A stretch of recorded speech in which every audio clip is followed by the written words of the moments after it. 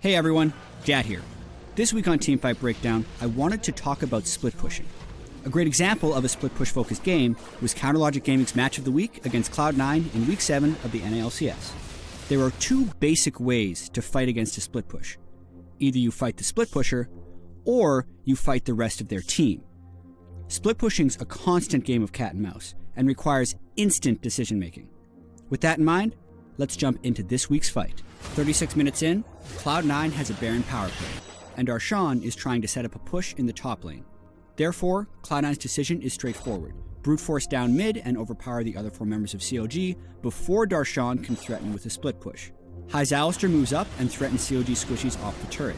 Aphromu's Bard responds with a Cosmic Binding, stunning High near the turret. To break the CC and diminish incoming damage, High uses Unbreakable Will and COG retreat. Remember, Unbreakable Will is Alistair's most important cooldown, and High will soon regret using it so early. As C9 advance towards the inhibitor turret, they're looking to make a game-winning play. If they can win a fight here, their Baron-empowered push could easily be enough to win the game. So, High flashes in. And this is where COG make the decision to abandon the split push and team fight. They know that if they lose this fight, Cloud9 will win the game. They also know that High's Alistair is without ultimate and diving an inhibitor turret, so therefore he can die easily. To start the fight, High's Alistair pulverizes Xmithie's Udyr, the only player on COG whose flash is on cooldown. Unfortunately for Cloud9, Xmithie's also the tankiest player on COG. High then headbutts Xmithie back towards Cloud9, who try to burst him down. And they could have, if Jensen's LeBlanc would have landed a full combo. Jensen's Distortion would have triggered 648 damage onto Xmithie, and by the time Aphromu's Bard lands a Tempered Fate on the fight, Xmithie was down to 498 health. This makes a huge difference on the outcome of the fight. So not only does Aphromu's ultimate trap Jensen and Rush, but it also saves Xmithie and makes COG's turret untargetable, guaranteeing that Darshan's TP can complete. And this is where the fight gets chaotic. While High's teammates are trapped in the Bard ultimate, he dies to a True Shot Barrage from Stixxay's Ezreal. Then, once free from Bard stasis, Xmithie's Udyr absorbs even more damage. Sneaky's Lucian hits him twice, and Jensen's LeBlanc also hits him with the Sigil of Malice. But thanks to Turtle Stance and a Locket Shield from Aphromu, Xmithie lives yet again. Rush's Lee Sin, assuming Xmithie would die, immediately ward hops to gain position in COD's backline, prompting Stixxay to flash away. Rush then kicks Aphromu over Huhi's Corki, and Sneaky tries to burst Huhi down while he's knocked up.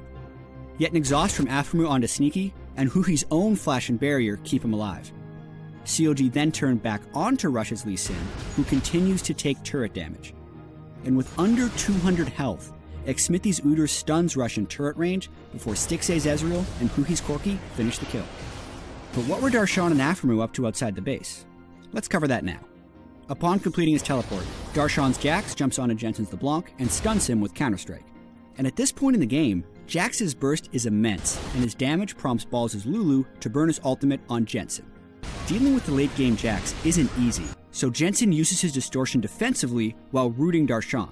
Balls also polymorphs Darshan at the same time, which is inefficient since the CCs overlap. Then, thanks to Darshan's Mercury Treads, he comes out of the polymorph sooner than expected and leap strikes to finish off Jensen. Amidst the chaos, Aphromu's Bard is being a complete menace to Sneaky's Lucian. He even flashes to position his Cosmic Binding for a stun. Now, only Sneaky and Balls are left for Cloud9, and they have to retreat. But COG's not going to let that happen. The chase is on. Darshan's Jax flashes to try and catch Sneaky's Lucian with a Counter-Strike stun, but Sneaky isn't going to make this easy. He flashes away and avoids the stun. Then, Darshan leap strikes to close the gap, and Sneaky hits back with a crazy amount of damage. Sneaky's Lucian lands Piercing Light, 2 auto attacks, a Relentless Pursuit, and another crit, all in under 2 seconds to take Darshan down. Stixxay has Darshan's back though. He fires a Mystic Shot to finish off Sneaky and win the team fight for COG, 4-for-1. When playing as a split pushing team, it's important to remember that sometimes team fighting is necessary. When C9 dove COG's inhibitor turret with no Alistair ultimate, it was the perfect signal for Darshan to return from split pushing and defend the base.